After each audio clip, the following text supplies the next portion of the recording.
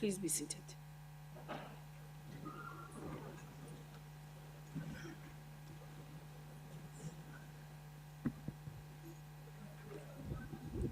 The Secretary will read the order. Debate on vote number 23, defense, including vote 26, military veterans appropriation bill. I will now recognize the Honorable Minister of Defense and Military Veterans.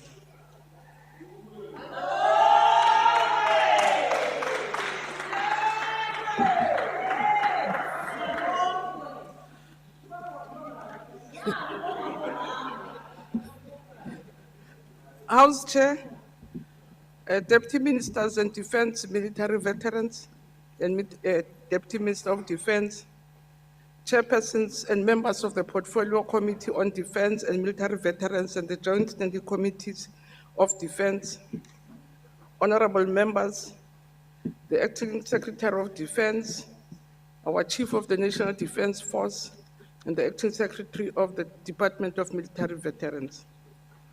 Chair, from the outset, please join us to remember those members of the South African Defense Force who fell in line of duty in the past year, and specifically those who fell during the February of this year in the Eastern DRC. I also, Chair, would like to take the opportunity to inform Parliament that all South Africans that since the announcement of Summit DRC phase withdrawal by our regional body SADC, all 2,250 members of the South African Defense Force who were deployed in Operation Tiba, the mission part of Summit DRC, are all back home. On behalf of the Chief of on behalf of the Commander-in-Chief of our Armed Forces, the entire Defense Force family, and the people of South Africa, I want to thank our men and women for their sacrifice and hard work in contributing to peace and stability in the region. Their efforts will never be forgotten. We welcome all of them back home. Meanwhile, Chair, all our prime mission equipment has also been withdrawn from the Eastern DRC. It's currently in Tanzania. It's being verified, will be loaded back by air and sea, and will be back home. I also want to take this opportunity to thank the government of Rwanda for allowing us a safe passage through their territory into Tanzania, and further wish to thank the governments of Tanzania, Malawi, and the parties involved in the safe withdrawal of our members. Chair, got into the business of the day, which is a debate on the defense budget 2025, vote 23 and vote 26 for military veterans. I want us to remind ourselves of our core business, that the defense establishment is mandated by Constitution to defend and protect the Republic of South Africa and its people, safeguarding South African sovereignty, its people, and constitutional order. So the Department of Defense budget is located within the medium-term development plan as approved on the 26th of February 2025 by the Government of National Unity, and it continues to be guided, but it continues to focus the 7th administration. So the budget 43 is also in alignment with adjusted budget of Defense Strategic Plan and the annual performance plan for 2025-26 medium-term expenditure framework, as was tabled by Parliament on the 17th of June 2025.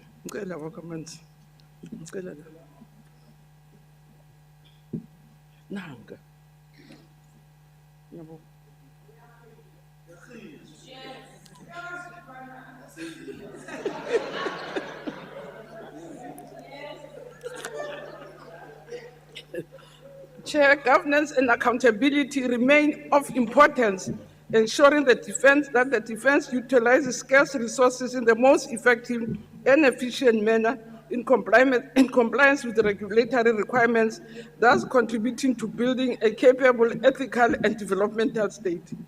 Chairperson, on the 24th of January 2024, the President did instruct the Department of Defense to develop a new set of policies and strategies that will articulate a long-term strategic trajectory that repositions South African National Defense Force as a strong, resilient force with enhanced military capabilities, firepower, combat readiness, capable of emerging strategic environment, and specifically position South African National Defence Force appropriately in respect of emergent regional dynamics. So the above policy strategy review processes did culminate in 3 key documents: the future defense capstone, the military capstone, and a future military capstone, and these documents are currently under consideration. Meanwhile, the South African National Council also was directed its secretariat to develop a report on the South African Defence Review 2015 to consider or to make considerations for investing a sustainable modern defence force. Chairperson, now turning to the budget.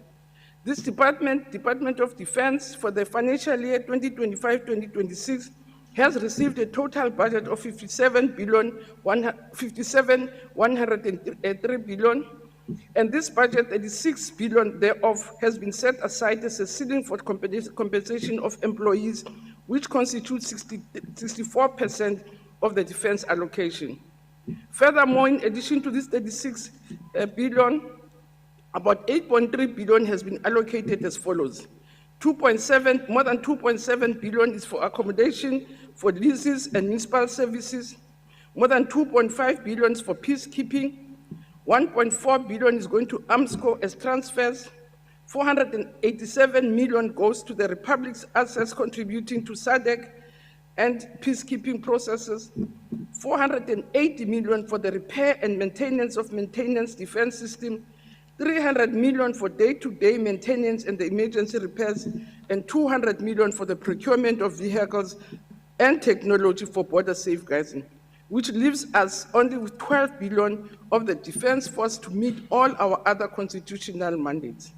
Chair, but in spite of our ongoing financial constraints, which badly affects our planning and operations, we will continue to reprioritize and do more with the little that we have received or which is at our disposal. And this, amongst others, will include ensuring that our soldiers are properly equipped with uniforms, boots, protective gear, habitable facilities, catering for the needs of all, including women soldiers and persons with disability. Selected model units will receive priority upgrades, ensuring safety and security, well-maintained bases, sports and recreational facilities, and the training areas. And soldiers that are deployed will also get priority support for all their needs during deployment. Efforts, Chair, are underway to renovate our human resource capital profile by modernizing it, maintaining and repairing also all our prime mission equipment, overhaul our prime mission equipment as the key national defense partner. Chair, we are also working hard to make sure that we resuscitate the South African Defence Force industry to really partner with us. The Department of Defence Human Resources Expenditure Framework reflects a deliberate phased approach to sustaining a capable, young, and cost-effective defense force within existing budgetary constraints.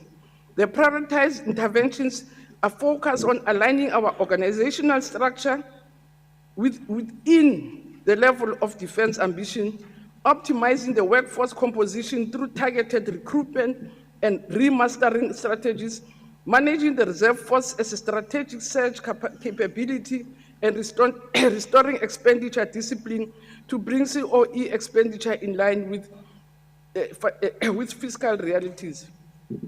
Chair, I cannot overemphasize the importance of ensuring effective governance and accountability of the entire defense force, and this priority reiterates the requirement for effective governance and accountability within the defense force to ensure departmental legislative compliance. This will ensure a modern, effective, resilient, and sustainable South African defense force capacitated to execute mandated commitments. Procurement and human resources irregularities will be addressed through strengthened internal controls, transparent system, regulatory oversight. The department recognizes that effective resource management depends on the modernization of our administrative departmental processes, hence the project that we have on digitizing our systems within the department, which is underway. Together with these efforts, Chair, we wish to restore public trust, improve departmental effectiveness, and ensure that the Department of Defense can fulfill its constitutional mandate to protect the Republic of South Africa while supporting the broader national strategic priorities to build a capable, ethical, and developmental state. On the other hand, our primary focus of government is sustainable and rapid growth of the economy and removing all obstacles that stand on the way of growth. Concomitantly, Defense will work hard to contribute to this objective by repositioning the South African Defense Force industry study to pursue strategic goal of economic growth and job creation. In particular, the department will focus on the following interventions: to develop a defense industry sector plan as a component of national industrial policy action, defense industry strategy that indicates how the department intends to maintain and develop industry capabilities that are essential to its strategic capital acquisition, and also defense public-private partnership policy and strategy in alignment with the national framework, including developing the necessary nodal point and process thereof. In this regard, SADC must be positioned as a very important asset, ready for expansion to drive national development and support government priorities for a capable state and becoming a strong local defense industry that creates jobs, develops technologies, and ensures that South African National Defense Force is well equipped. So cooperation with DENEL, local companies, and international partners will be expanded to boost export and attract investment. And the centrality of DENEL is very critical in the maintenance and support of South African National Defense Force. Chair, again, repositioning AMSCO as an entity of the South African National Defense Force for equipment and capability modernization will be intensified to make sure that maintenance, repairs, overhaul for midlife upgrades and modernization of our prime equipment is guaranteed the longevity and mission effectiveness for our Defense Force. And it has nothing to do with Nkwanans. Yeah, Nkwanans langomiwe.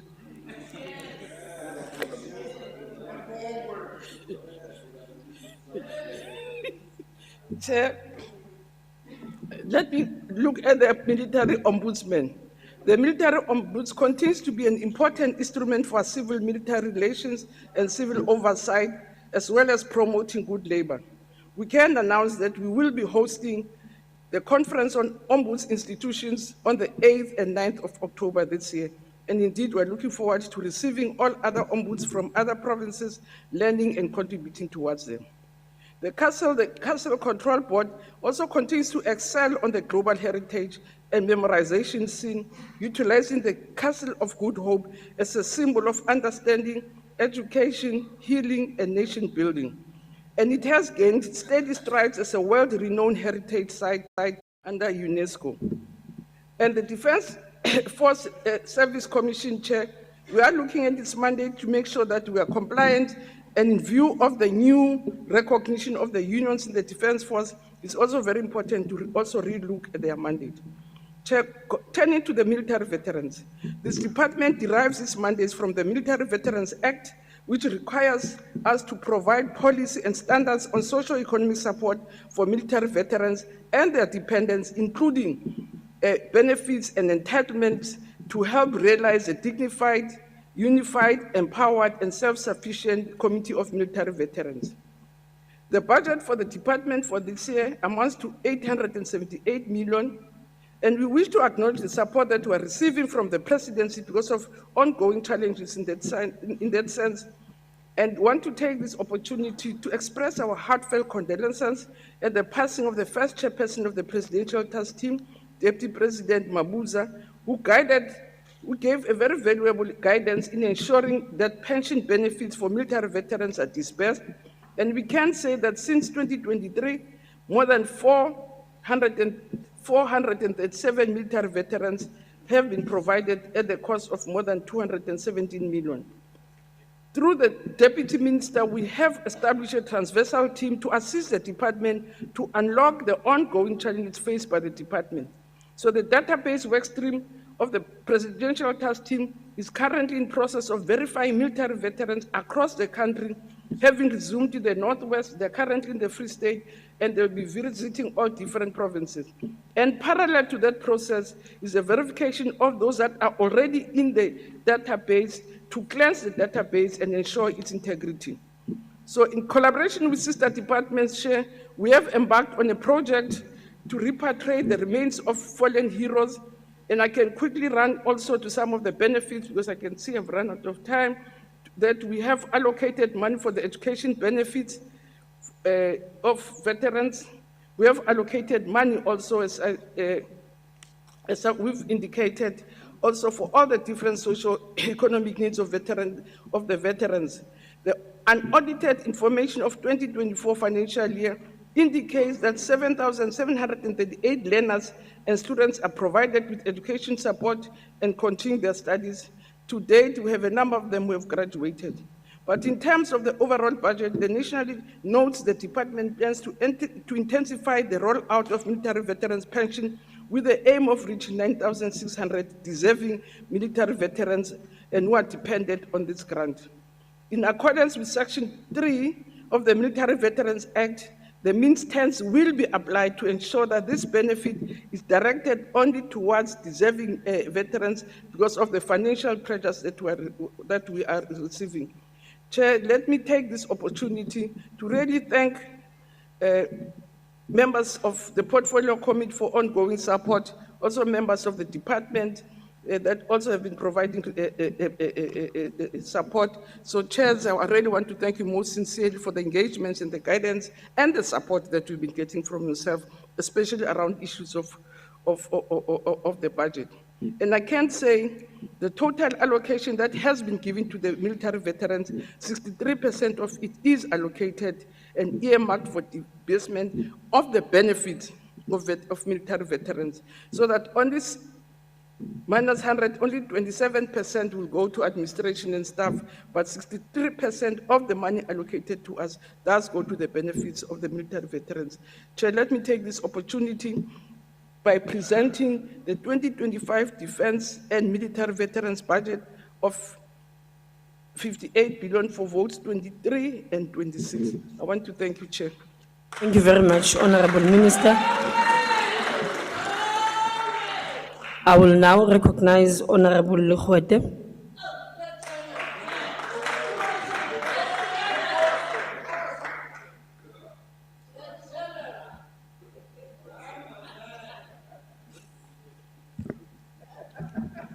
Thank you very much, Honorable House Chair.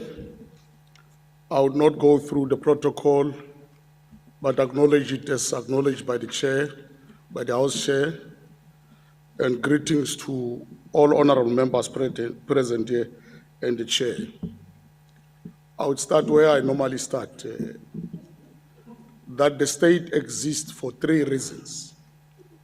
Any state loses legitimacy and credibility if it can't provide these 3 points. The first one is that the state must feed its people. The second one is that the state must develop its people. The third one is that the state must defend its people. All nations throughout the world are jacking up their budget to the GDP to defend their people, because a state can lose legitimacy once it can't defend its people. That's the spirit that I would want us to understand why we support this budget vote. We support it for the reason that we cannot allow or run a defenseless state or a defenseless country.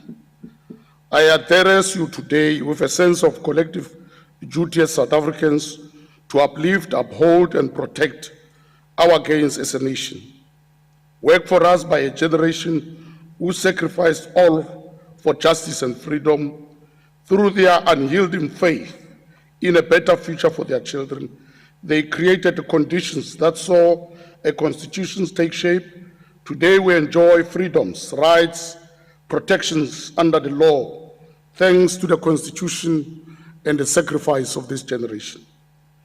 Our Constitution holds us together as a nation, and we must do everything we can to ensure that we retain an attitude of deference to it, valuing it, implementing it, and protecting it.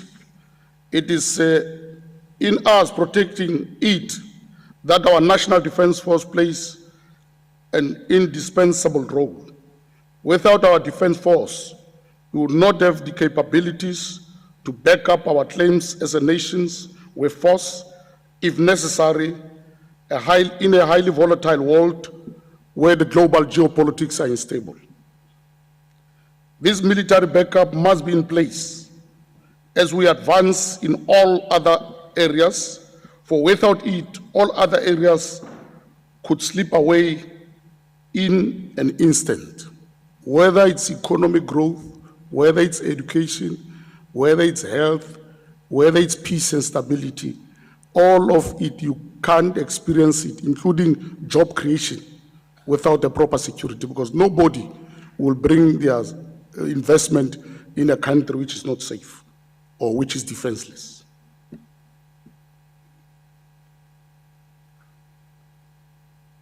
We stand for and do the pride of a sovereign nation.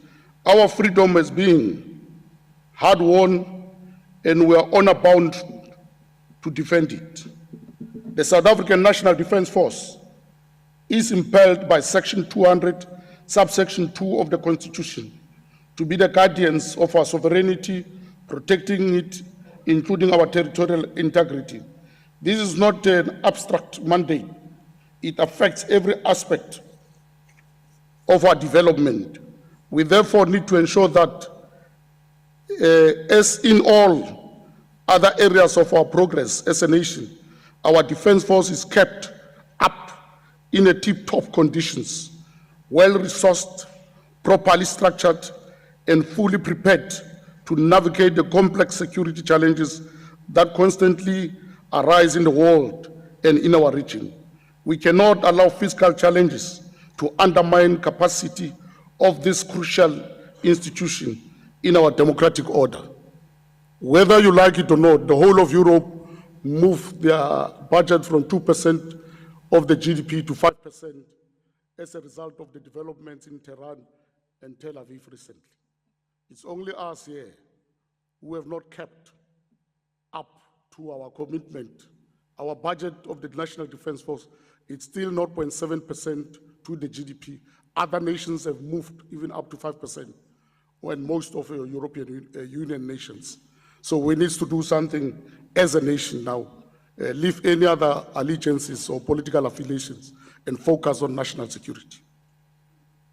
Therefore, honorable members, let us view our Defence Force proposed budget for what it is, a strategic expenditure that protects our nation in a multitude of ways, apart from defending our borders and thus the values of enshrined in the Constitution. It helps to ensure regional stability, without which there can be little internal stability. What happens across the borders directly affects us. It also offers a crucial backup for internal emergencies beyond our scope of other state departments.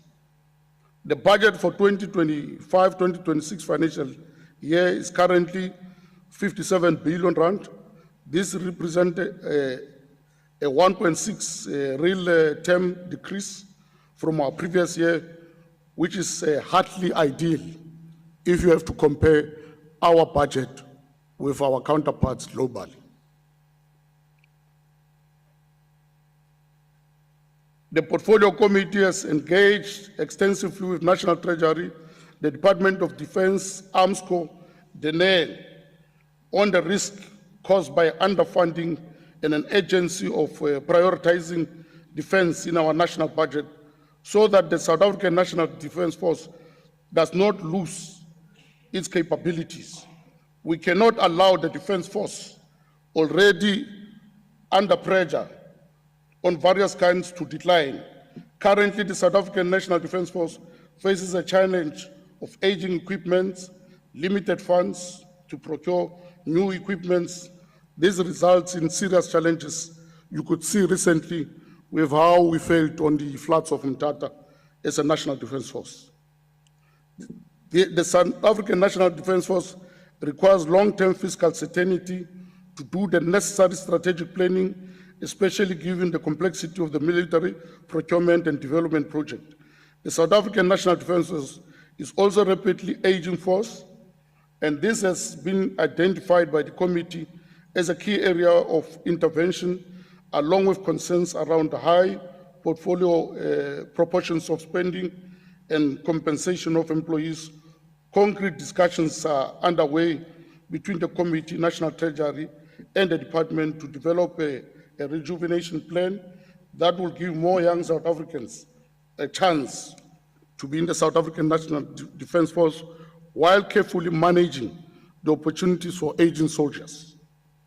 Honorable members, as we have been in conflicts around the world, the modern battlefield has evolved. It is important that we have a SANDF that is agile and technologically advanced so that we may respond effectively to cyber and information warfare, the complexities of technological battlefield, and deal effectively with an increasing number of climate-induced crises. The committee has called for an urgent conclusion of the executive withdrawal in all reconsidering 2015 defense review. The committee called for an urgent finalization of the defense capstone policy document. The committee has also called for AMSCO and Naval to jack up their business. The committee is also calling for AMSCO, Naval, and the Department of Defense to deal with issues of procurement so that we can properly arm the nation and be combat ready in terms of any attack of insurrection, of civil disobedience, or even a possible civil war. We must be combat ready, and that can only be achieved once the Defense Force and the AMSCO and the Naval have jacked up their business. We also have to ensure that we finalize the database verification of the military veterans. It's now 14 years that we are doing the same thing without any progress. The committee is calling that we finalize that database verification so that all deserving military veterans can get their benefits and ensure that they live normally, because any nation that cannot recognize those who sacrificed and contributed to its nationhood does not deserve a future, because those military veterans can be turned into mercenaries that can attack our social stability, our peace and stability, if we're not going to take care of them. So it's incumbent upon us as a nation to pay our allegiance Honorable and respect Lekgote. to this honorable Your time is military expired. veterans. As the committee, we support the budget vote. Thank you very much. Thank you very much, Honorable Member. I'll now recognize Honorable Chingila.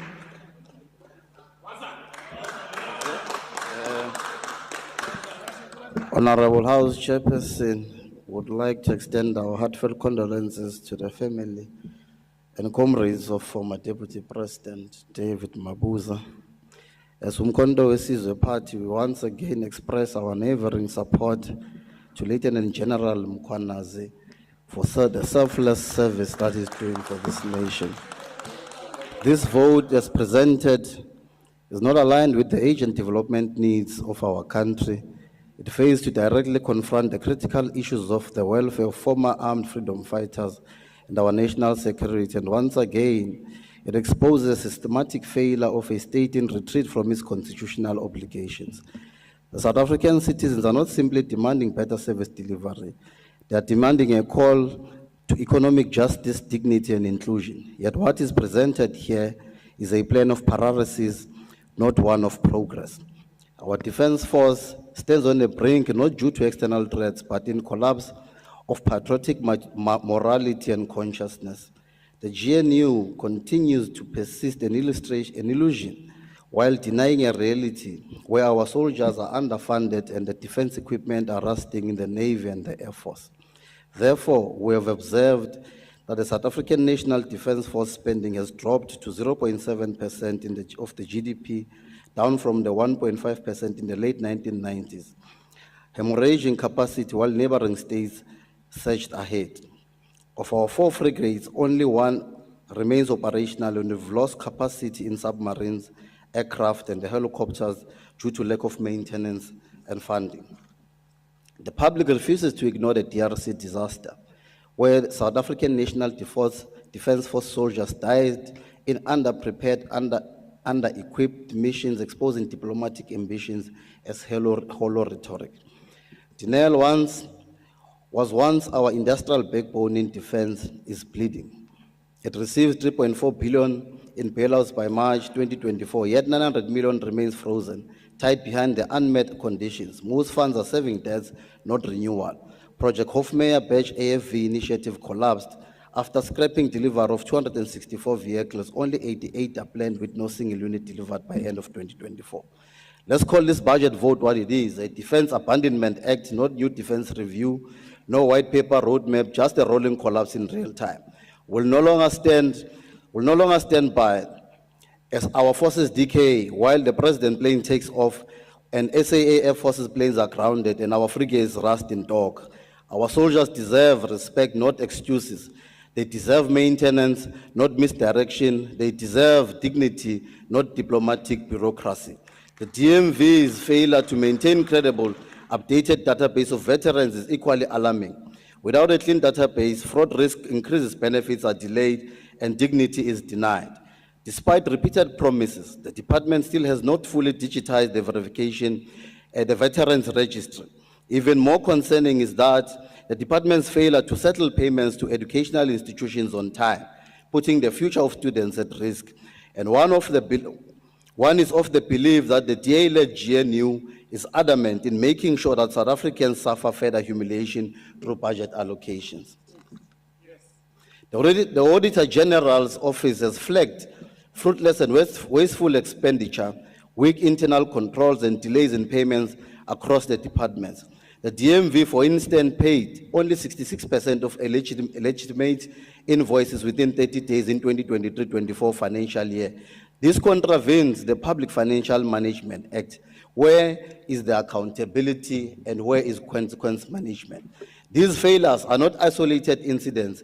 They are part of a wider crisis of state capability, where these departments are failing to spend efficiently, failing to meet targets, and failing to inspire trust, and evidently failing to deliver services to the people as enshrined in the Constitution of the Republic. House Chairperson, one of the most unacceptable failures of this vote is the continued exclusion of women and persons with disabilities. The DMV, there is no dedicated gender-responsive budget framework.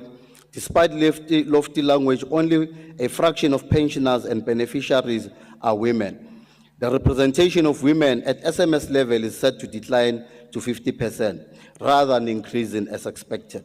The Defense Department does not even disaggregate key performance indicators by gender or disability status. It is as if these groups are invisible to the system, as if this government is serious about transformation, then it must practice gender equality and inclusive delivery.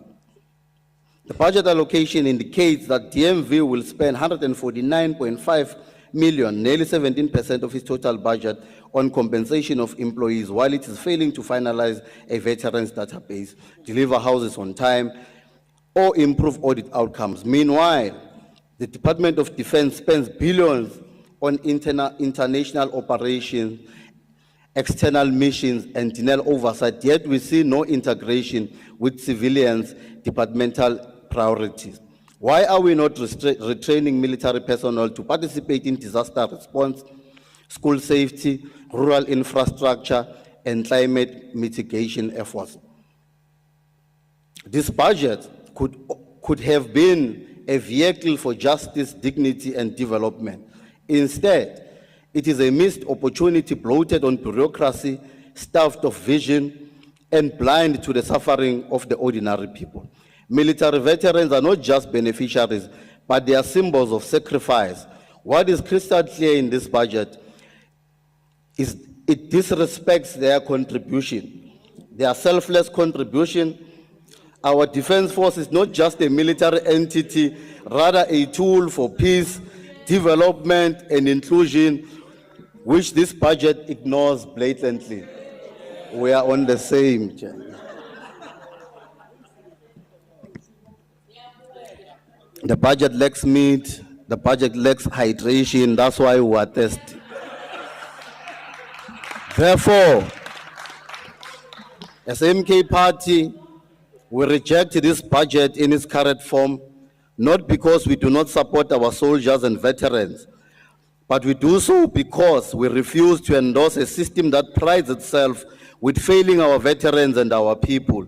South Africans deserve a better budget that fights poverty, not just wars, a budget that builds homes, not just barracks, and a budget that restores hope, not bureaucracy. And I thank you. Thank you very much, Honorable Member. I hope, Honorable Shelembo, you also have a bottle of water because our members today seem to be very thirsty. Thank you. You can take the pot.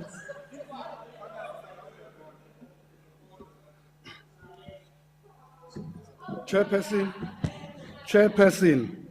the DMV derives mandate from the Military Veterans Act number 18 of 2011, which aims to provide fundamental principles recognized by the state as governing the affairs of the military veterans and for policy objectives and in this regard. After 14 years of having this act in place, this department is yet to implement its mandate to deliver benefits to the deserving military veterans and their dependents. The Act clearly stipulates its aim of providing the national policy and standard on socio-economic support to military veterans and their dependents, including benefits and entitlement to help realize a dignified and self-sufficient community of military veterans. Sadly, the military veterans are still not treated with dignity they deserve due to the failure by the Minister of Defense and Military Veterans and the President Ramaphosa, the patron-in-chief. Honourable Speaker, it is disgraceful that both of them remain unserious in ensuring that a dignified and self-sufficient community of military veterans is achieved. Honourable Speaker, Chairperson, the Ministers forward highlighted that the history of the DMV is characterized by weak legislation and leadership instability.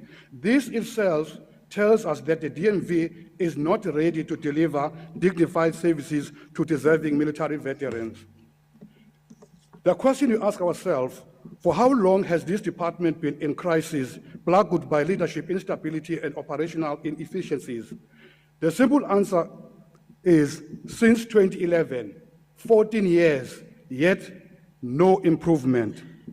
Honourable Speaker, as I speak now, military veterans are crying. They sleep in unsafe shacks. Some have not had food in the last 2 days or more. Speaker, imagine if your loved ones died because the minister and the president with the presidential task team are failing to realize the dignified life of military veterans. The presidential task team, minister and the DMV officials have food on their table whilst our men and women who dedicated lives protecting this country and its citizens are starving to death. Ulambisa omakade bona kuyisono esikhulu phambi kwaNkulunkulu. These men and women left their families, dedicated their time and risked their lives to defend and protect the Republic and its people in accordance with the Constitution of the country. Today, they are yet to receive a comprehensive support such as pensions, houses, access to health services, education, burial support, subsidized public transport, facilitation of employment placement, and facilitation of business opportunities. To date, this department has not finalized the national database for military veterans.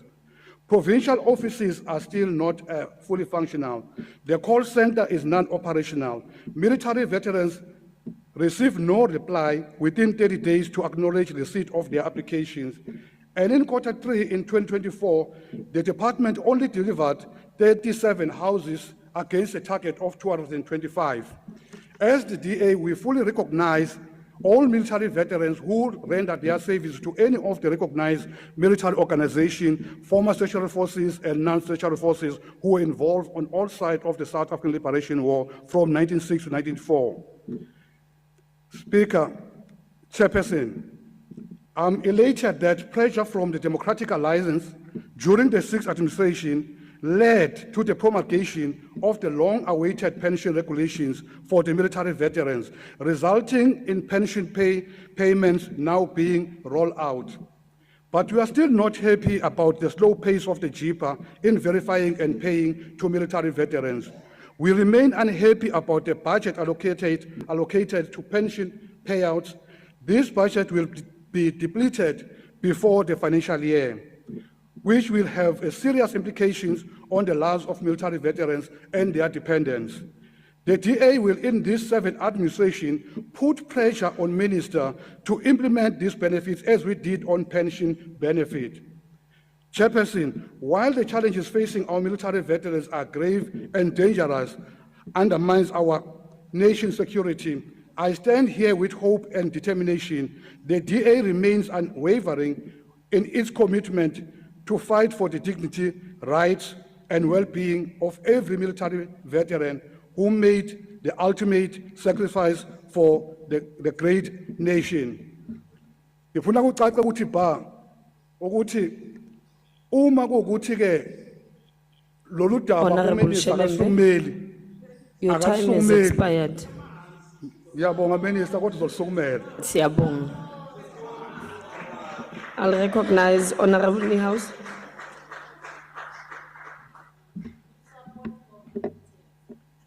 House Chairperson, honourable members, the EFF rejects the 2025-26 budget for the Department of Defence and Military Veterans.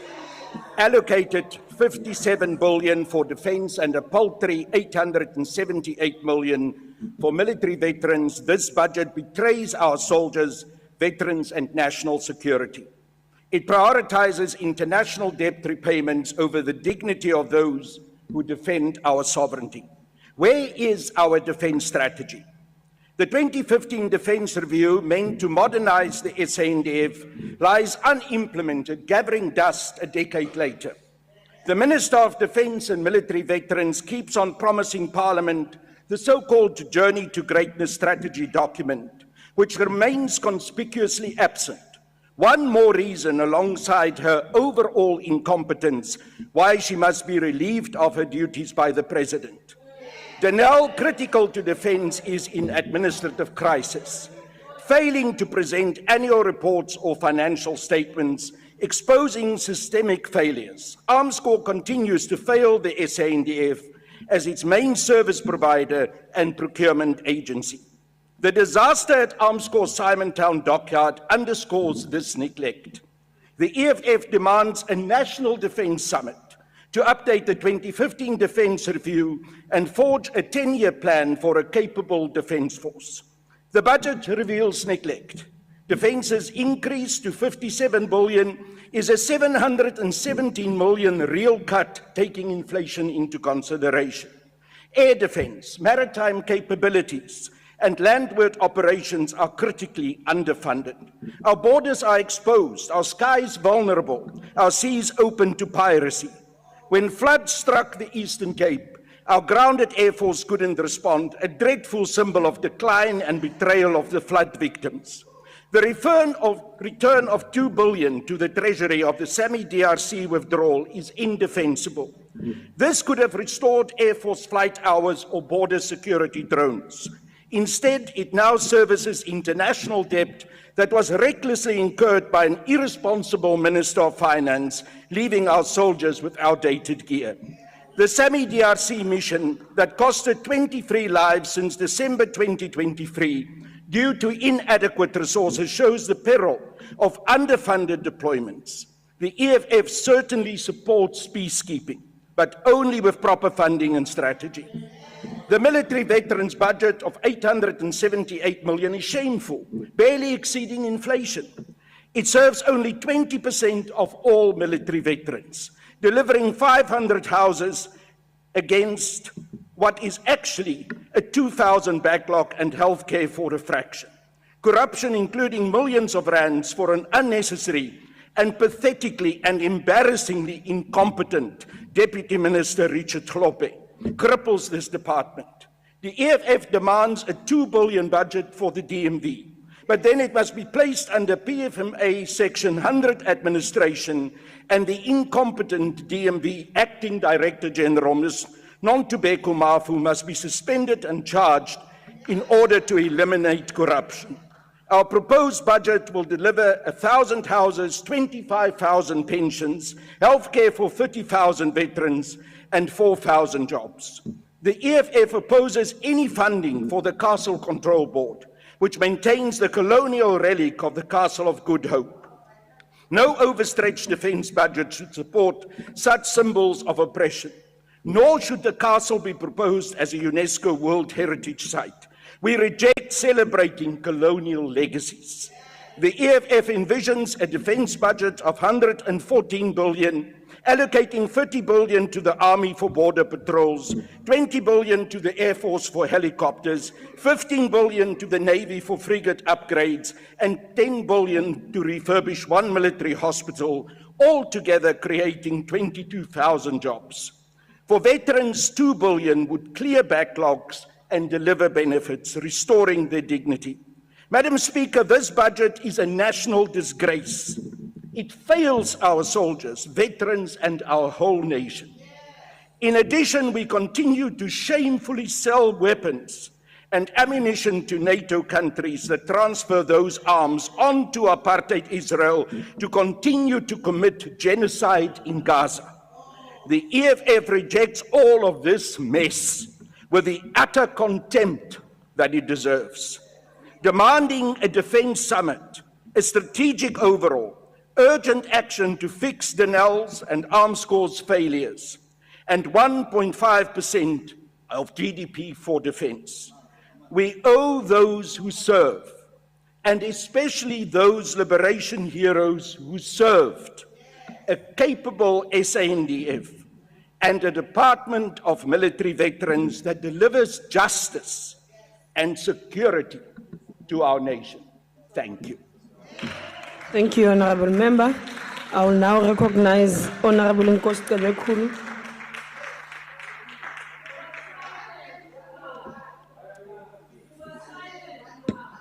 Ngibonge ithuba sihlalo wendlu.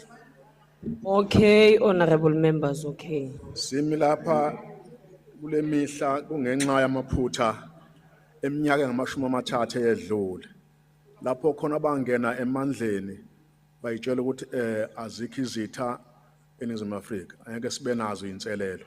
Ngaleyo ndlela kwancunzwa kwehliswa isabelo mali sombutho okuholele kulezi inselelo umnyango olahlekelwe umkhondo osukukuzo.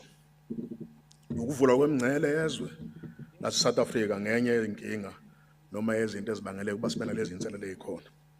Kuyadabukisa ke nokho ukuthi kukho konke sekwenziwe umnyango ungabi nakho ukuyikhandla nokunakekela ube nonembeza ukubhekela abafowethu abanikela ngempilo yabo ukuzabalazela ukuba likhuleke izwe lakithi. We remain deeply concerned about the deteriorating state of South African National Defence Force. Our air and naval capabilities are near collapse. Helicopters and fighter jets are so old that they must be stripped for parts just to stay airworthy. Inhlekelele imvula ezehle Eastern Cape ikubonakalisile lokho kwembulwe izinqe umnyango wabamba uyeka ohlelweni lokuthi kusizakale abafowethu nodadewethu abehlele inhlekelele ekhukhula. Our naval submarines are inoperative. Our warships are immobilized. It is an open secret that our maritime borders from Mozambique to Namibia are largely unprotected. This negligence has allowed foreign vessels to overfish in our waters, suffocating the potential of local fishing companies, especially small and medium entrants to fishing or in the fishing industry. The reality is that our soldiers were left under-resourced in the DRC, forced to surrender not because of a lack of courage or will, but because they lacked basic supplies. This is a national disgrace and a direct result of poor planning and misplaced priorities. A large share of the budget continues to go towards personal cost. While we must honor those in uniform, the current wage-heavy structure is unsustainable. The department faces an urgent need to rejuvenate its leadership and ranks. An aging command must create space for younger entrants to bring in energy, agility, and modern warfare tactics. Yet, there is no clear succession on rejuvenation in our in sight. Furthermore, the living conditions of our soldiers, particularly in Pretoria, remain deplorable. A country that cannot house its soldiers with dignity is not one that values their sacrifice. We call for an urgent refurbishment of military residences and acceleration of procurement processes to equip our forces adequately.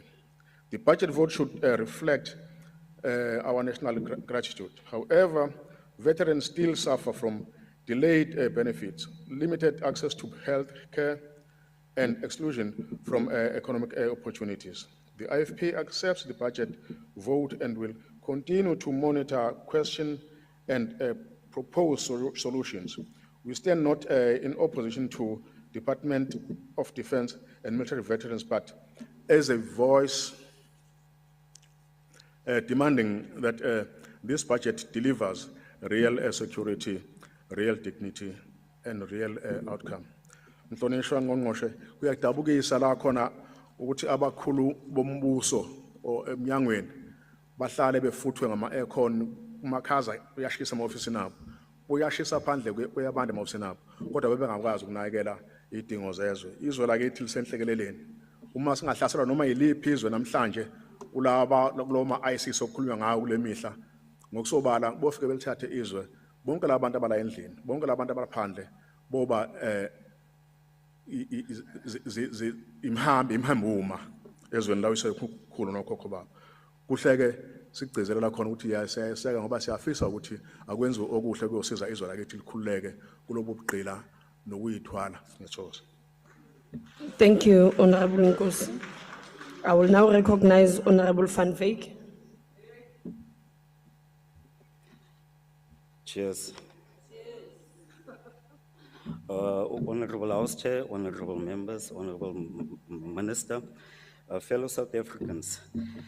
House Chair, today I'm not going to come and stand here and come and repeat all the previous speakers that have spoken here before me. Even those that will come after me and come and speak the same thing. No, I'm going to come and speak about the uncomfortable truth. The military veterans that the South African National Defence Force did not want it to take in to the new army in 1996. Because this man and woman was taken in by the older party government in 1982 to become the South African Cape Corps, which we call the SAKAKA. Die colored man en vrouwens was ingeneem en hulle gaan beklei aan die verkeerde kant van die oorlog. Hulle was die manne en vrouwens wat voorgestaan het by die ou army wat gaan beklei het teen Umkhonto weSizwe. Binnekant, nie Umkhonto weSizwe nie. Nie Umkhonto weSizwe nie. By the way, die SAKAKA het daar gaan beklei. And ever since, it's the debate, Chief. It's the debate. Auster, can you protect me here quickly? Die SAKAKA het daar gaan beklei. En tot en met vandag toe het hulle nog nooit hulle se military benefits gekry nie. Toe president Mandela oorgevat het in 1994, het hy gepraat van reconciliation MK was ingeneem, APLA was ingeneem, even die wittes wat deel gewees het van die ou apartheid army, hulle was ook ingeneem. Hulle wat gekom het met strategie en taktieke om ons mense dood te maak in exile, hulle was ingeneem, maar nie die SAKK nie. That's a certain type of hatred towards colors in this country. They were never taken in. So, vir die military veteran, julle as die DA is nou al seker 19 of 20 jaar in parlement en julle het nog hulle families, moet hulle dan nie na gekyk word nie, moet hulle dan nie ding, jy lieg, minister jy lieg. And it is in the rules book that we were all given. No, I was not done, I have 25 seconds left. But I called you back. Minister, the majority of the SAK can fill a doppel. Thank you. Your time has expired. Thank you, Honourable House Chairperson. House Chair, the Honourable Legoy, and used a lot of buzzwords. Beautiful words. Words like accountability out there. And that is ill discipline, misconduct, mess, failure, rogue units, rogue generals, lack of leaflet. But whilst that is the case, it does not currently said here today is that the minister takes responsibility to have uniforms where whilst there's no equipment and a shortage of, then the Honourable Minister must release the Moorhouse report. We cannot defend our borders to condemn those actions.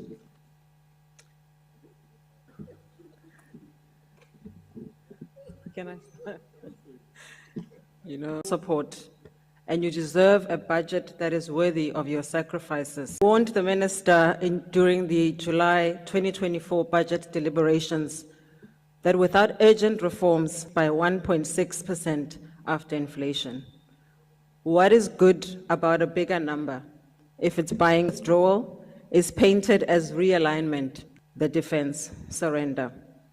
Meanwhile, our Navy, yet 101 million will be wasted on travel, and 6 recruits, drone pilots, cyber specialists are shut out while the old soldiers secret.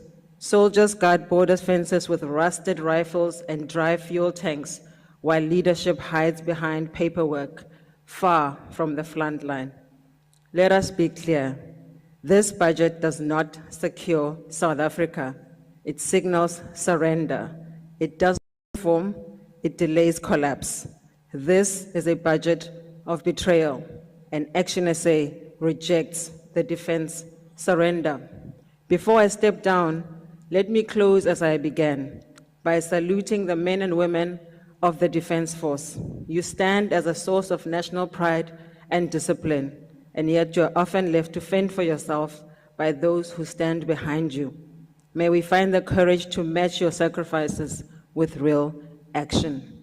Thank you. ActionSA rejects this budget. Honorable the Deputy Minister of Defense and Military Veterans, General Holomisa, it's your opportunity to take the debate forward. Our Honorable House Chair, Honorable Minister of Defense and Military Veterans, my colleague, Deputy Minister Mkungo, honorable members of the Portfolio Committee and Joint Standing Committee on Defense, leadership of the Department of Defense and South African National Defense Force, distinguished guests and fellow South Africans. There is no doubt that when we entered this department as the executive, alongside the new members of the Portfolio Committee on Joint Standing Committee on Defense and Military Veterans, respectively, we hit the ground running.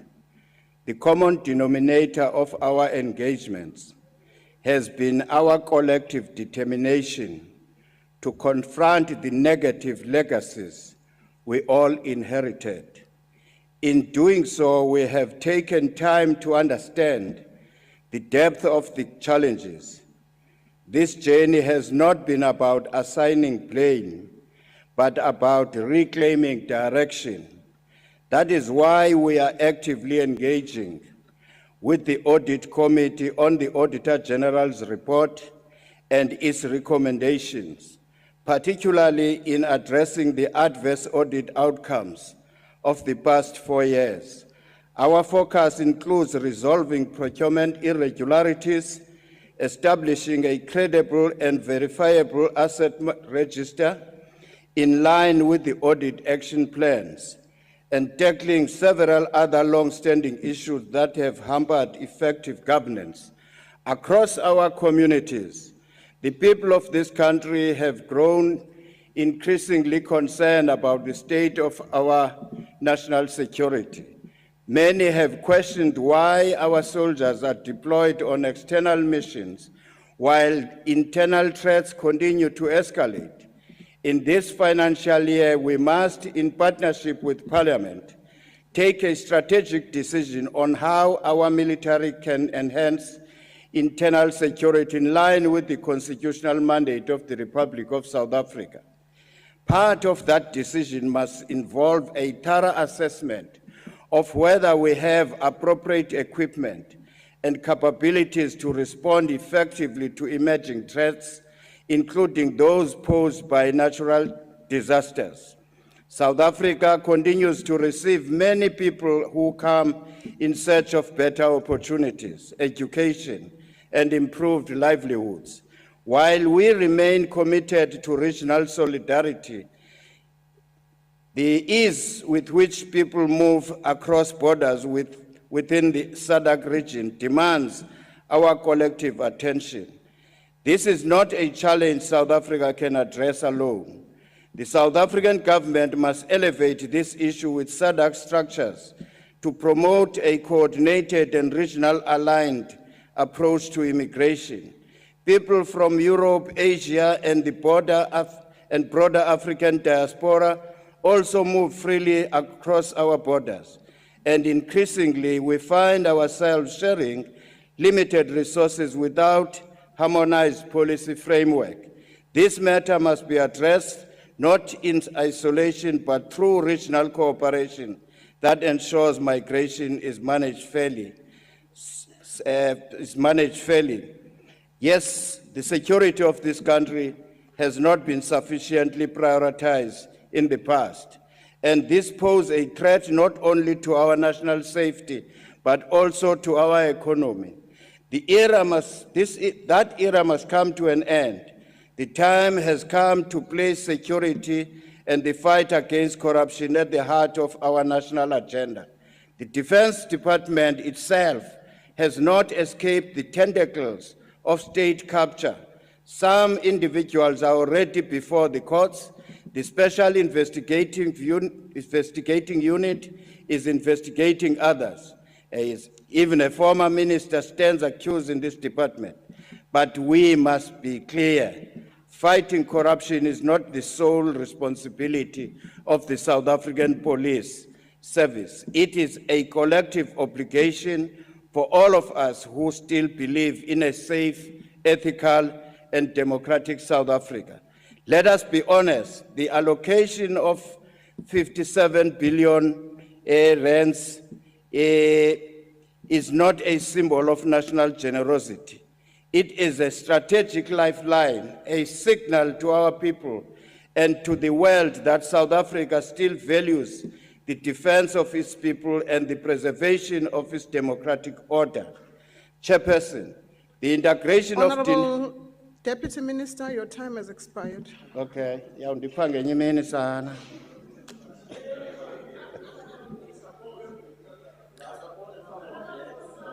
Order, honorable members. Honorable Swart, it's your opportunity to speak. Thank you, House Chair. House Chair, the ACDP believes that blessed be the peacemakers, for they will be called sons of God. Peacemaking and peace enforcement are important mandates of the SANDF. We are thus grateful that our troops have returned safely from the DRC deployment, whilst still mourning the loss of 23 brave soldiers since 2023. We, too, wish to thank and salute all members of the Defence Force, the generals that are here, who are prepared to pay the ultimate sacrifice, giving their lives for the constitutional cause of defending South Africa and defending their fellow troops. At the same time, we also believe that the art of diplomacy is an iron fist in a velvet glove. Do we still have that iron fist to be effective as a defense force and to be effective in our efforts at diplomacy? The ACDP has consistently called for additional funding for the defense force.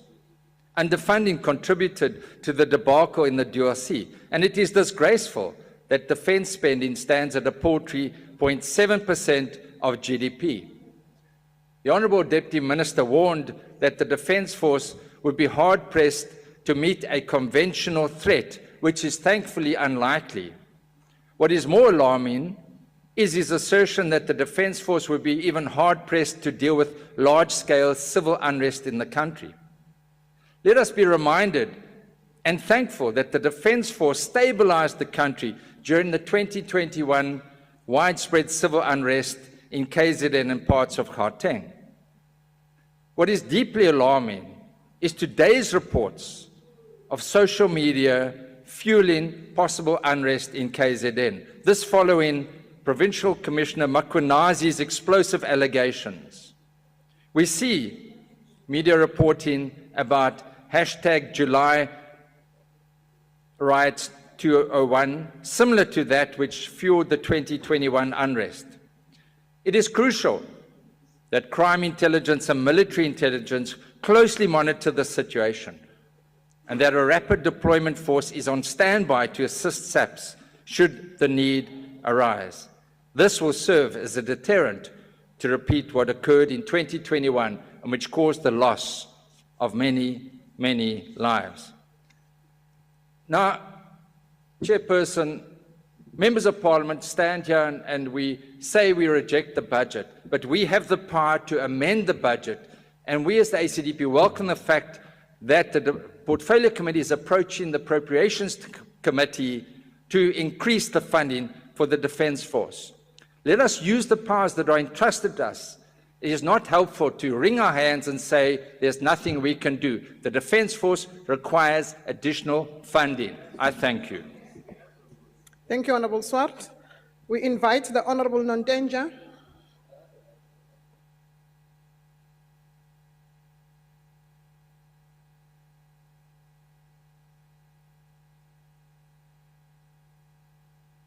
Thank you, Honourable Chair, and greetings.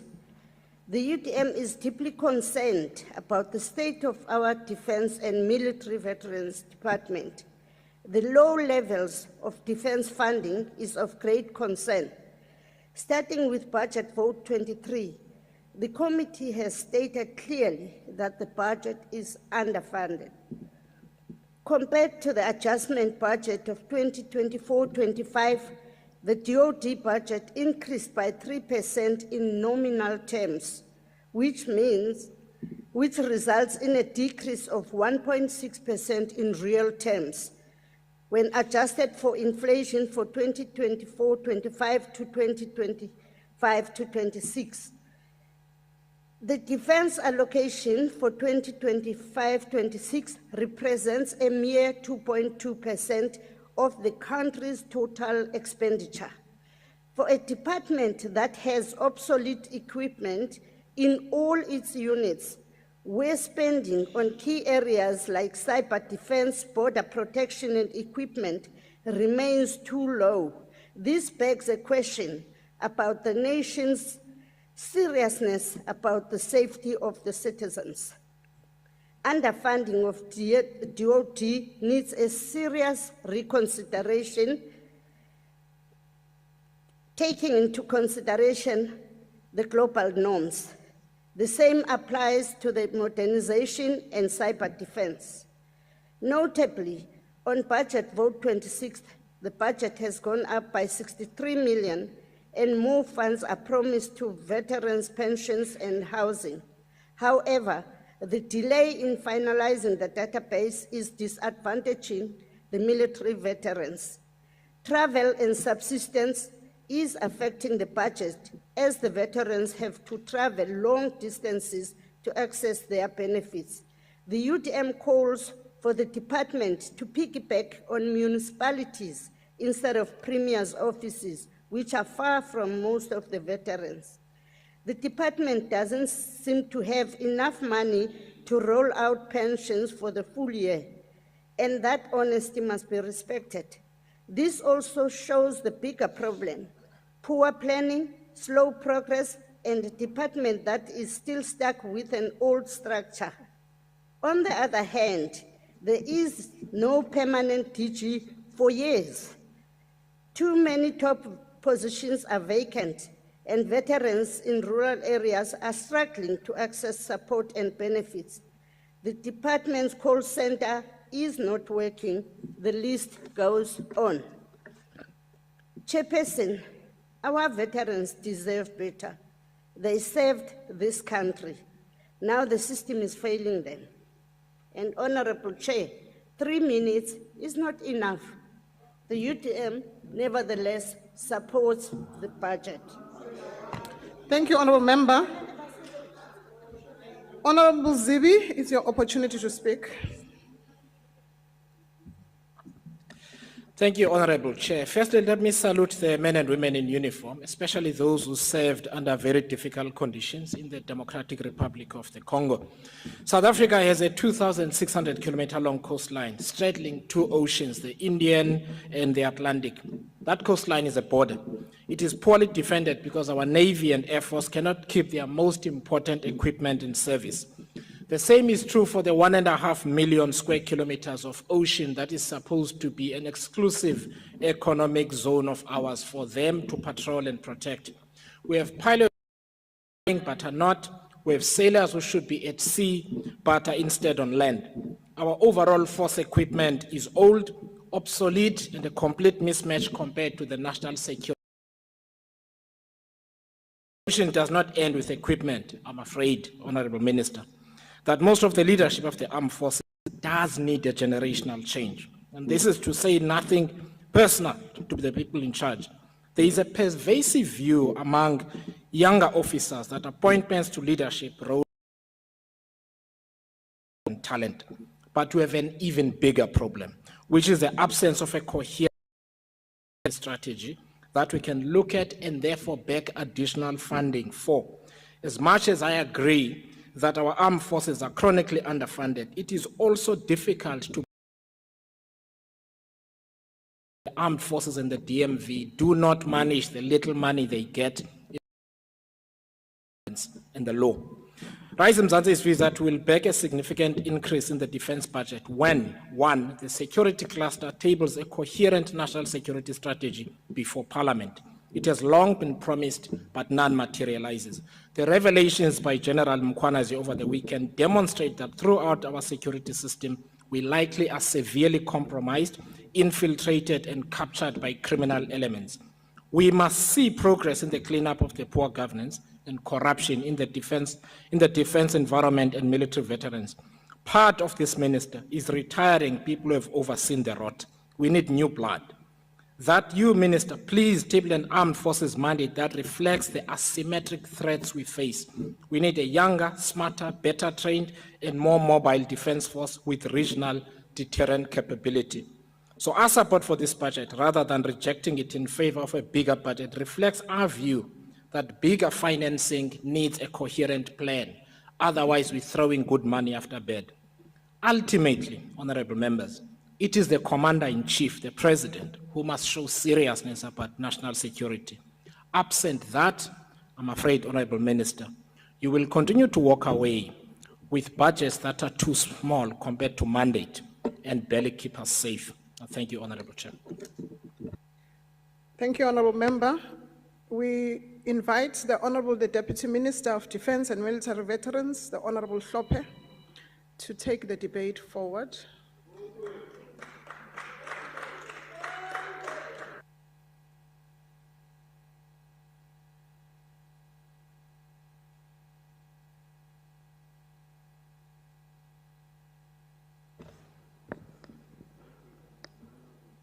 Chairperson of the House, honorable members, the focus of my narrative will be on the challenges faced by the Department of Military Veterans in the implementation of its mandate and proposes the way forward in mitigation of the challenges.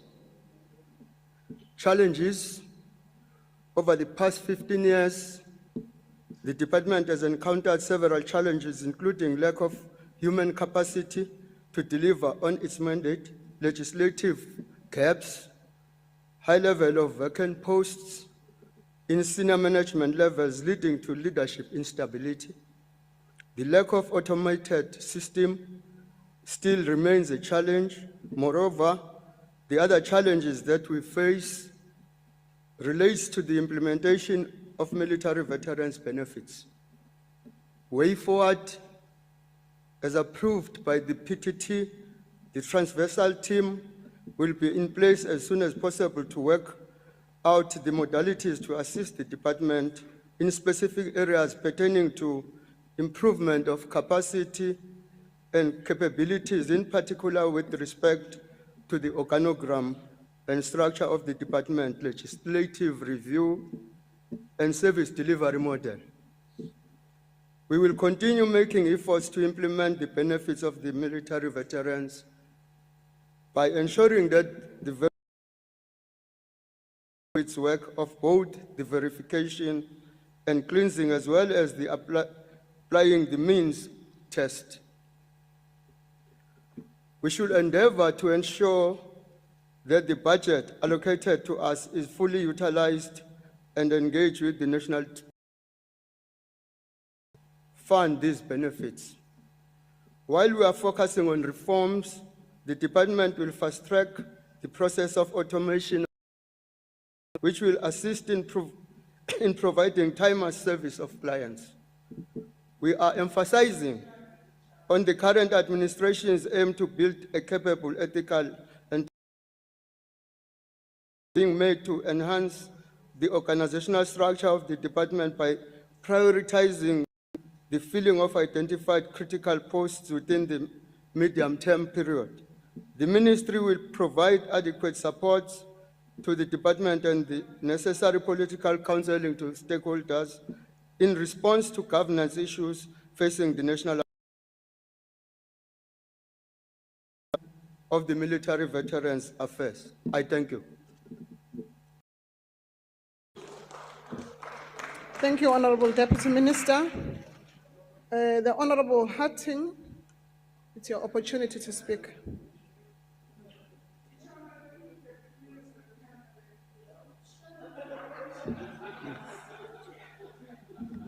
Thank you, Honorable House Chair. The words of a former American President, Benjamin Franklin, "Lost time is never found again," echoes with chilling relevance. The case of lost time have left cracks in our nation's shield, the SANDF. Cracks born out of financial neglect, incompetence, and a collapse of leadership. The 2015 Defence Review warned, without immediate and directed interventions, critical capabilities would be lost. That warning was ignored. Many critical capabilities were lost, and the DRC fiasco and the tragic comic incidents come to mind. The SANDF is crippled.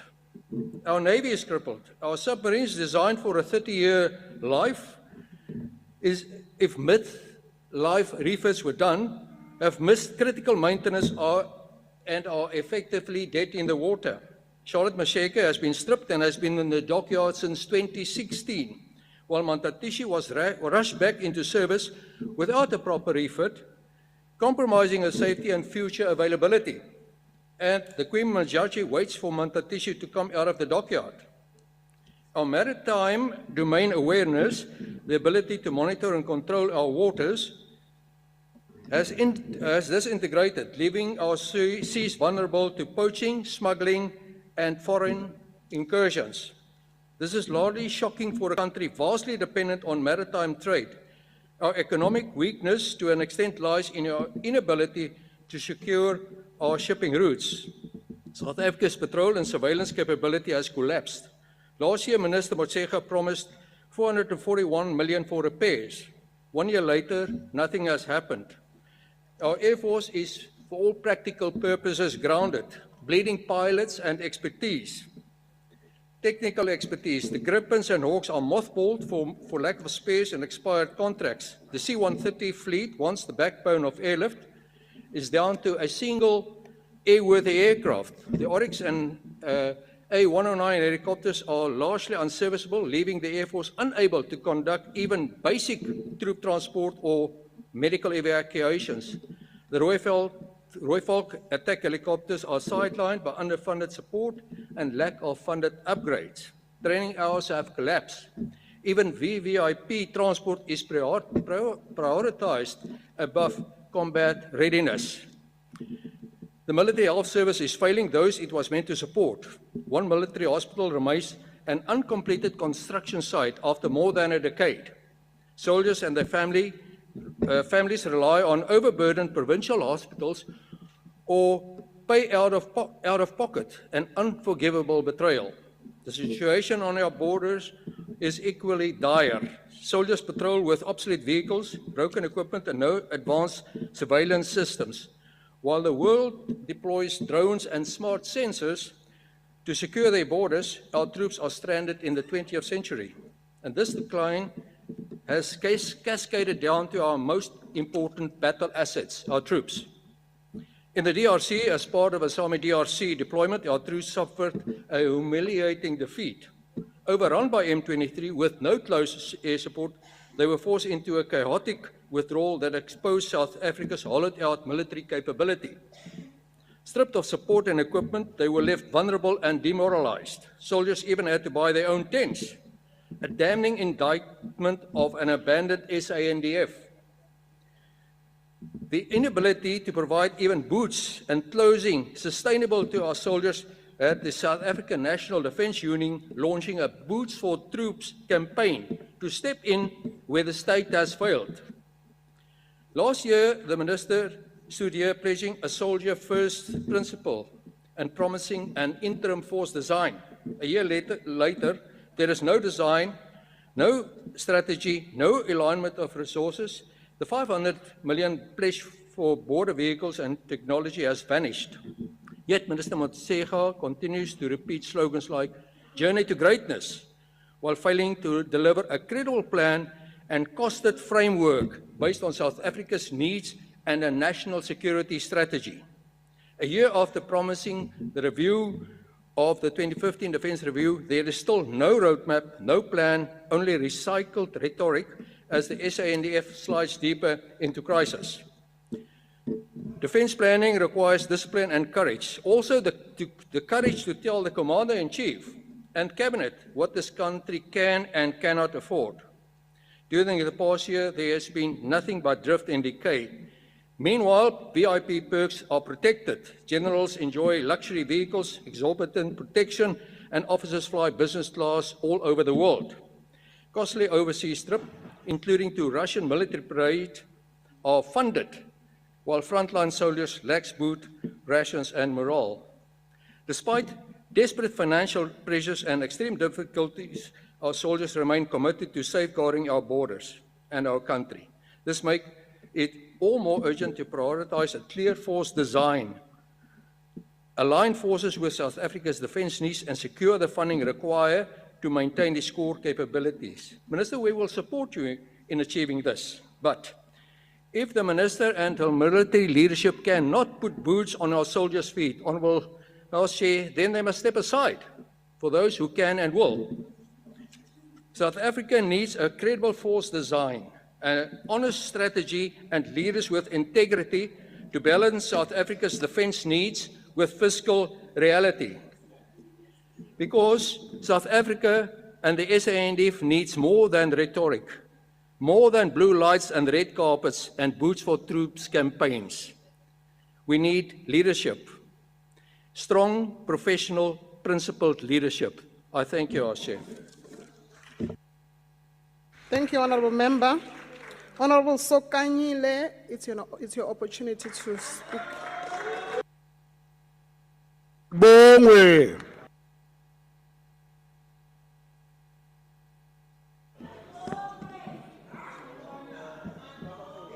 Greetings to the House Chairperson. Let me observe the protocol that has been observed by the speakers before me. Today, honourable members, we've gathered not to debate abstract figures on a page, but to decide on our commitment to a secure and stable country, fully able to defend its constitution and values when under threat, to respond appropriately to crises within and beyond our borders, and to offer coordinated assistance in times of natural disasters. We are also here to consider the needs of our veterans who have so able served the country and deserve adequate pension when they are no longer able to do so. That is why, as the African National Congress, we support this budget. This budget we are debating today for the Department of Defense and Military Veterans is both a policy instrument and a mirror of our commitment to support the national values enshrined in our Constitution. This Constitution was hard-won, and we must defend it. In addition, we must implement its values, one of which is respect of the worth of every human being, including those no longer able to play an active role as a public servant. Honourable members, the South African National Defence Force is crucial to our sovereignty and enable us to protect the gains of our democratic dispensation. Section 200 of our Constitution clearly states that our defense force has an obligation to protect the Republic and keep our citizens safe. The defense environment is continuously evolving, and as a nation, we need the stability to evolve and meet the threats of today and tomorrow. The defense force of today has different issues to deal with than that of 2 decades ago. Our needs are greater because our threats have multiplied and broadened. Extreme weather events displace communities and increase humanitarian needs. Our defense force needs to be equipped and set to deal with these events swiftly, effectively, and compassionately. For this, our forces need functioning technology, more advanced and focused training, and upgrades to our military bases. Our military bases were not designed with climate threat in mind and are dire need of appropriate adjustment.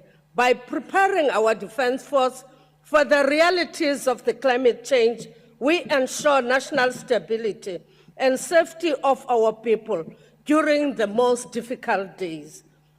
Honourable members, it cannot be disputed that the SANDF is under severe strain owing to the persistent low funding, which has lowered morale and is in danger of hampering our efficacy as a force and a vital instrument of nation building.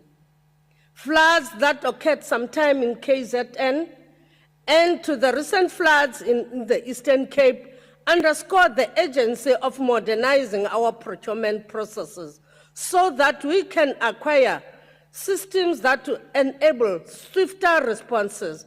The state-of-the-art drones, for instance, would enable us to survey the extent of the problem within hours or minutes.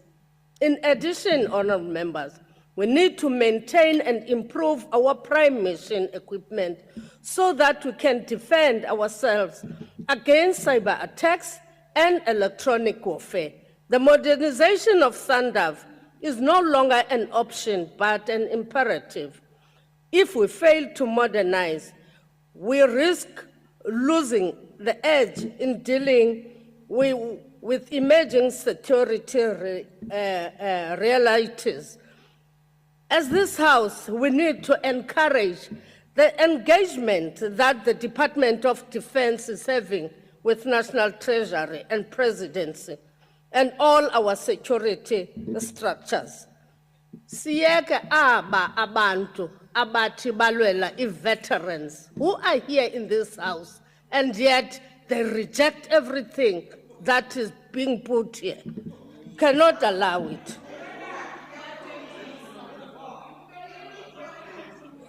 Order, honorable members, don't drown the speaker.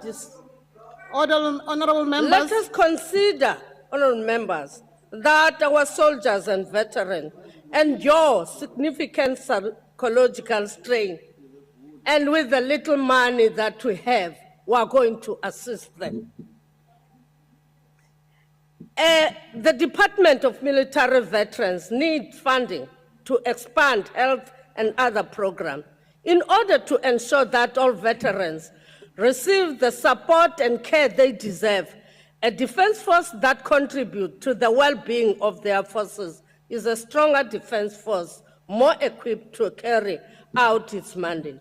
Honourable members, as we conclude this important debate on budget vote 23 and 26, we must think about the great variety of demands on the military budget. SANDF is the safety net underlying all our progress and development. For without their ability to keep our country safe, all our progress can be undone in an instant. Our forces need upgrades to facilities and existing equipment, new equipment and systems, training in a number of key areas, and the security of pension and healthcare when their days of serving are over. Global tasks today reveal the critical need of modernized defense force, able to deal with great variety of threats. We must fix the logistics and overhaul our procurement processes, making sure that every cent we spend leads to a better, stronger, and more cohesive defense force, not forgetting the needs of our veterans. In closing, pause and consider the life of our veterans. Those people, ekudlalwa ngabo by some of the members here, going around to say that we'll fight for you, and yet they're not fighting for them when they are on this platform. Although some receive pensions, although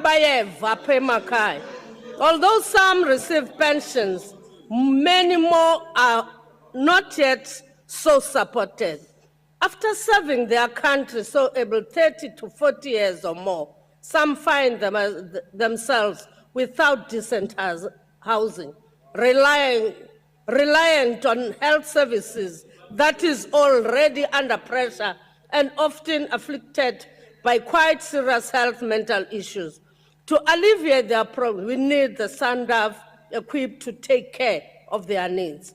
One that is able to use technology better, work together with other groups and ensure that no military veteran falls between the cracks.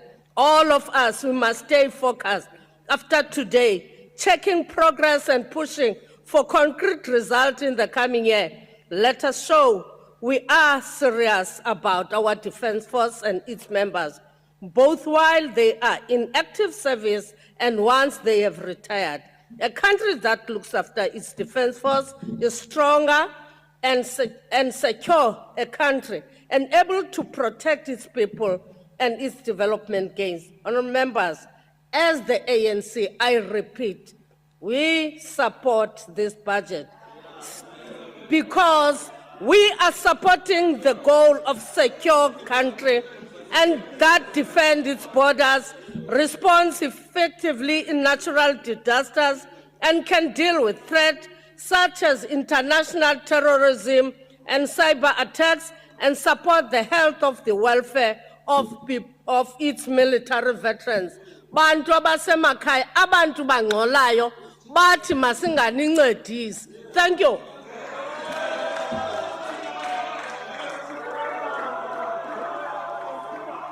Thank you, honorable members. Honorable members, thank you. Honorable members, Thank you, honorable members. We now invite the Minister Motshekga to close the debate.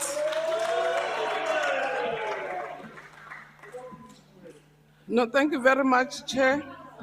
Let me also thank the members who participated in the debate and can assure them that we have taken copious notes on some of the points that they raised. I say some,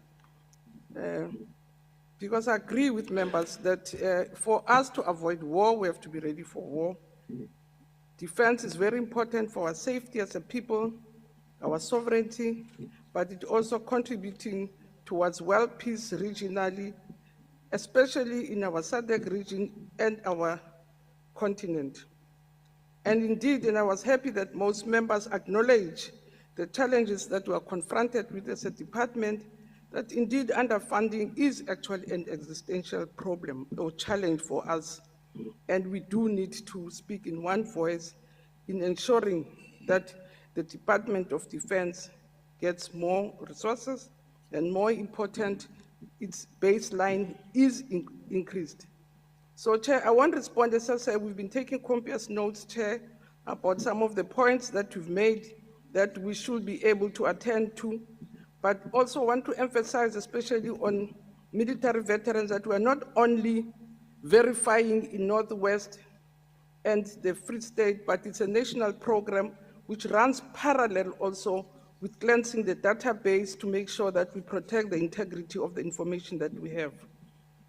And Chair, as I say, I want to respond to other things, because coming here, I knew we'll find a finder, which mistake, but you find a finder, so they will really look for reasons not to support. We knew they were not going to support, so they have to find reasons and use big words to say, as a support, betrayal. I knew those things, so just use different words to do so, or find a finder. I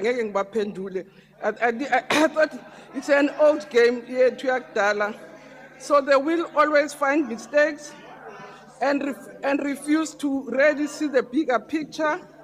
And as I say, some of them we all know well, would he claim to fame picture yonke into a khulunywayo. So Honorable members, we expected it. Don't drown the speaker. Honorable members, don't drown the speaker. Others we are supposed to how it say military veterans, but yeah, because these very people, these military veterans, leadership is Honorable Minister, but then we are Honorable ready that Minister, can you take your seat?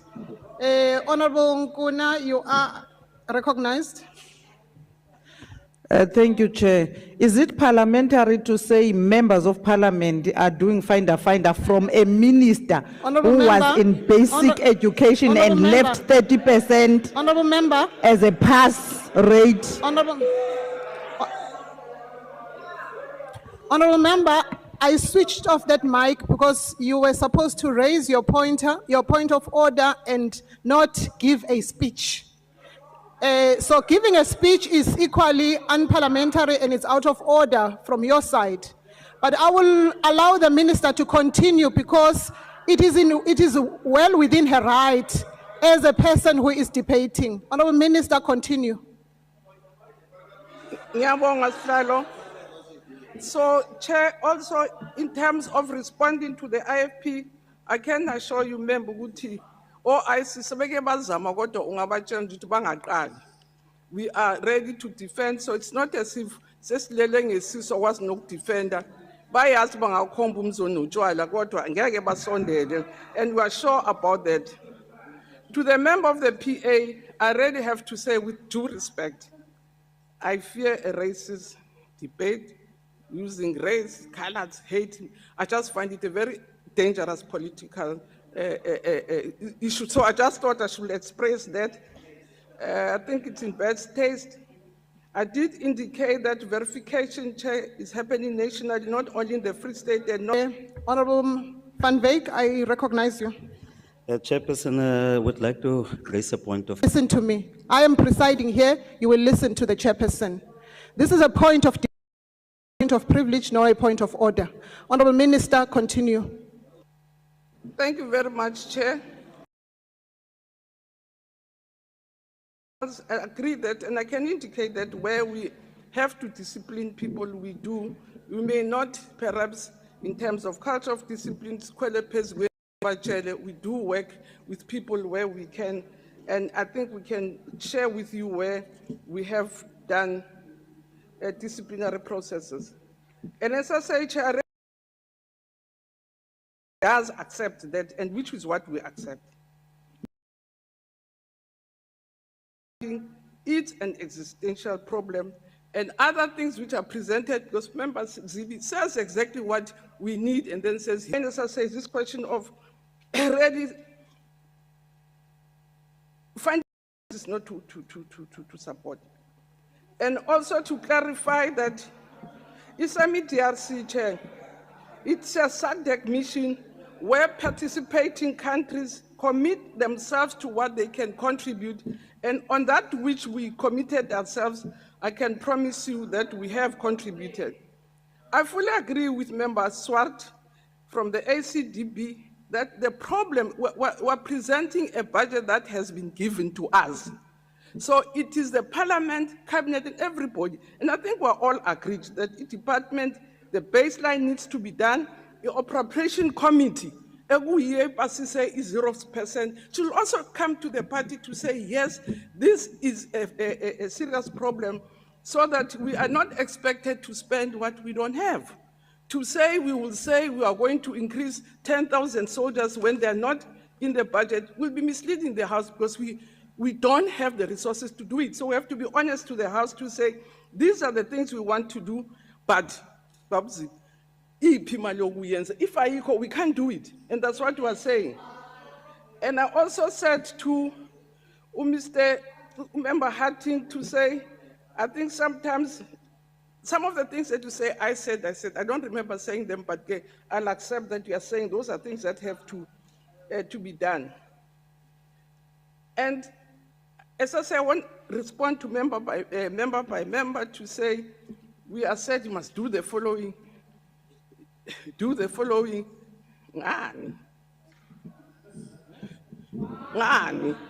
Tina, what we are doing, we are giving you plans of what we have. It's not as if we don't know what needs to be done, what plans need to come in place, but we can, in all honesty, say we have 57 billion. This is what our plans are on the 57 billion. To go to 80 billion, remember, where EFF, it's another story for another day, but now we're talking about 57 billion, not something which is not there. And that's what we're presenting to you. So I will really urge the members to say, support the budget.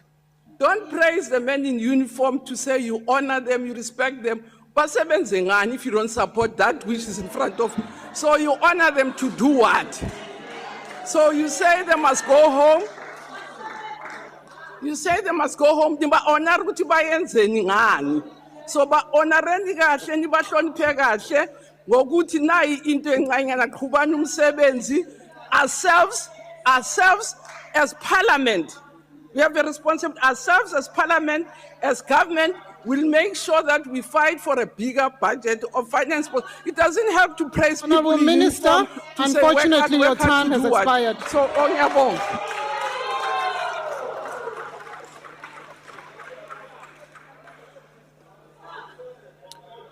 Order, honourable members. Order, honourable members.